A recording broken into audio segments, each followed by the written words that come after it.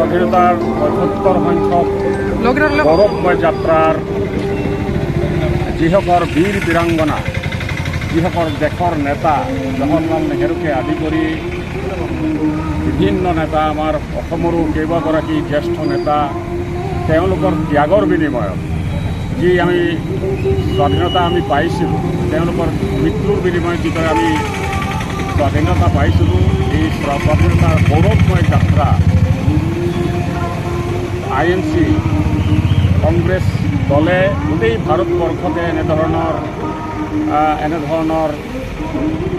সমদল বাহিৰ কৰিছে। আৰু অহা সময়বিলাকত আমি ইয়াৰ তলতো আৰু বেছি আমি কেনেধৰণৰ এই কাৰ্যসূচীক আগবঢ়াই লৈ যাব পাৰোঁ, তাৰ কাৰণে আমি চেষ্টা চলাম। আৰু কংগ্ৰেছ দলৰ সেই নেতাসকলৰ এই ত্যাগৰ ফলতহে আজি এনেধৰণৰ এটা আমি স্বাধীন ভাৰতত থাকিব পাইছোঁ। গতিকে তেখেতসকলক আমি শ্ৰদ্ধাৰে সোঁৱৰিছোঁ আৰু